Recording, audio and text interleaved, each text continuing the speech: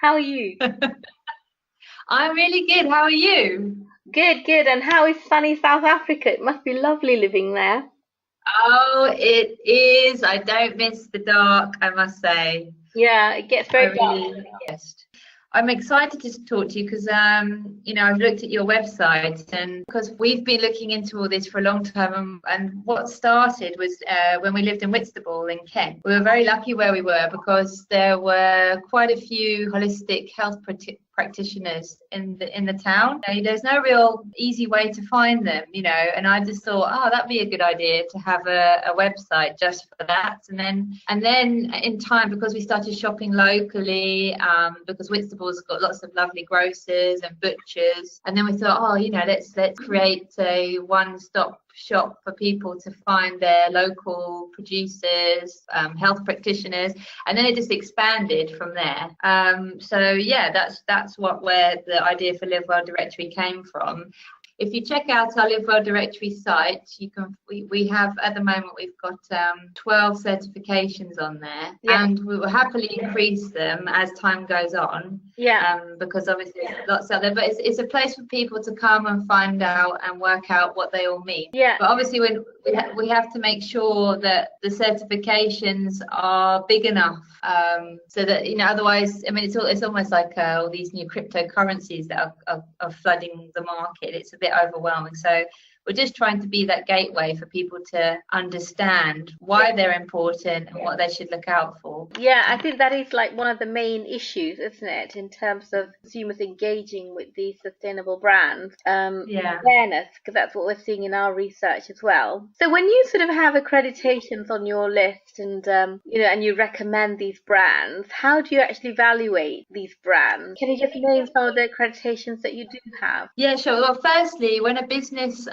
lists with the directory, they have to fill in all their details, and then what we do is we ask them if they have if they have a certification that we list currently. Hmm. So if they do, then they have to enter the relevant, because most of the certifications have a special code or membership number, so they have to fill that in. Now, if they don't fill it in, then obviously it flags up, and then we ask them for it before they can state that they do have a certification. Mm. Now, if a business doesn't have a certification that we have listed on our directory, what we do then is we don't ever allow a listing to go live until we fully made sure that these people are what they say they are. So we go and the first thing we do is we email them. And Mm. we also then go to their website and check out what they say on their website. Yeah, I mean, for example, there's actually a company or a business on our directory called Lime Terrace. Now, they say that they use organic products in their clothing. So we check them out, and on there, they do have certifications, and they actually have them, live. They've got copies of them on their website. Mm. So we were happy with that, and so we allowed them to go live, and that's what we're doing. But yeah, I mean, eventually, what we want to do is Livewell Directory, our own icon, is all people need to look out for Yeah, when they go to a business online. yeah. Then they don't have to worry. Mm. So that's what our aim is. Yeah, yeah, yeah. And does it cost anything for the brand to be on your list? At the moment, because we only launched in August, we're offering 12 months free for the first 1,000 listings. And then after that, listing is £36 a year or £5 a month. So it's not a crazy amount of money, because our aim is actually to be as big as like a TripAdvisor or an Airbnb. It's for us to have as many people on there as possible, not to charge people stupid amounts of money to be on there. We want to make this work, and the reason why we charge is because we need to be able to grow and advertise and create awareness, and ultimately so the profits, we want to create our own fund so that we can help charities that we are interested in. So we've got big plans for it if it takes off. I think that is a massive need. That's what we're seeing as well, that actually there are quite a lot of brands out there, and they're quite small and they're scattered around the world, and they're really obscure to the consumer. customer. So bringing them all to one platform is, it's a brilliant idea. How many of your listed brands are actually sustainable fashion brands? Is there many on your? We have at the moment, I think there was about 11, but that's also including jewelers and but yeah, we obviously want more. I mean, when we were doing our research, I mean, obviously that you've got the certifications themselves. So, I mean, this is obviously in general. You've got your fair trade, you've got your soil association as an example, and they have their own databases. Now, we are, going on these databases, because they also have maps with locations of their members. So we're using that information so we can contact those businesses direct, and we know they will fit our criteria. Yeah. So we're contacting, we're contacting those people. There's 13 listings at the moment that come under fashion. I mean, we're only new. We are pushing out on social media, and we've got a big campaign planned for the new year, which is going to be targeted on Facebook. But yeah, I mean, there are a few directories that exist that have been around for a lot longer, but I just don't think there's full-on, well-known. Well, there isn't. There's not. You don't know of anything as big as a TripAdvisor equivalent. No, really. There seems to be lots of initiatives, aren't there? And I find that sometimes some of the things are out of date, and it's just keeping it very current and keeping it very so that confidence is built. That people know that this is a reliable source. But also that's another reason why we are having to charge, because I found that some of the other places that are free or whatever, they don't people won't pay for something that it's important for this directory to be live, current, like you say. And the other thing is obviously when it comes to people's certifications running out. Now that's something else that we are very aware of, and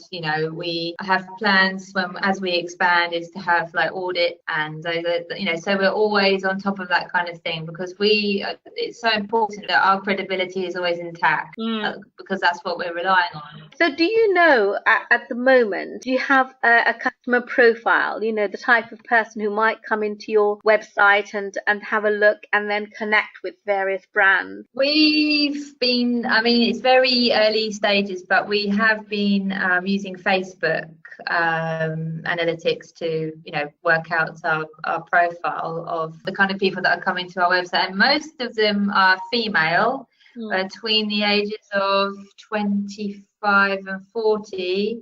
And they like fitness and nature, and it doesn't matter whether they have kids or not. And that's at the moment the most popular group that are clicking on liking our Facebook page. So which is interesting. Yeah, that is very interesting, because as you know, we've talked to quite a few sustainable fashion brands, and the vast majority of these fashion brands are actually catering for a slightly older woman, sort of 35 plus. As we're talking to continue talking to more, we're seeing actually there are a small group of brands who have even a younger profile, like you're saying, 25 plus, and so they're getting the millennials, and that's really interesting, because that's what we see from our research, that the millennials are definitely very keen and very interested in sustainability, and they're engaging with it. But a lot of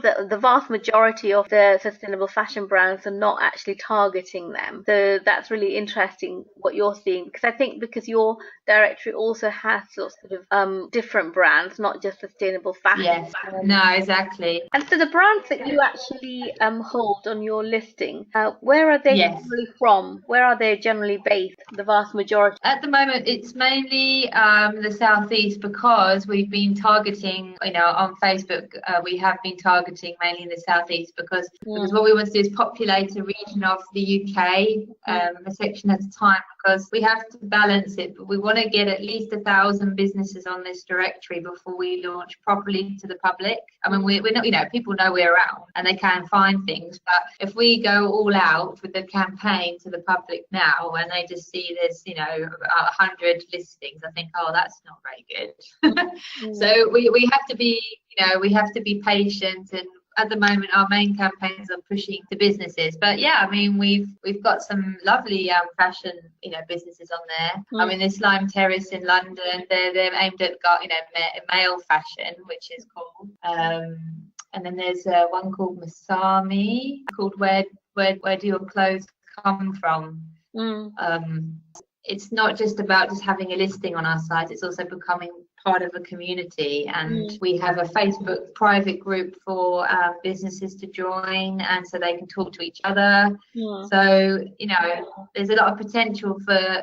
So basically, the brands that you're talking to are really based in the UK and mostly in the southeast of the UK, but you plan to make it a worldwide thing, sort of an international. Yes, it will be. I mean, we've launched in the UK.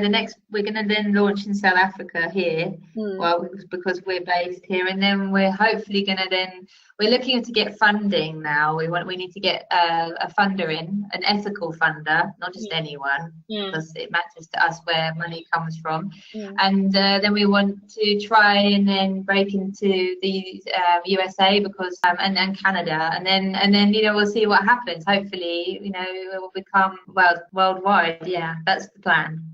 So Mark, at the moment you're not really pushing it so much, but I guess in the future the idea is that you're going to be marketing Livewell, so therefore people be able to get new followers for themselves. Oh yeah, for sure. No, for sure. It's one day we'll be as big as Airbnb. Lovely. Well, thank you so much for your time. No, it's a pleasure. Thank you.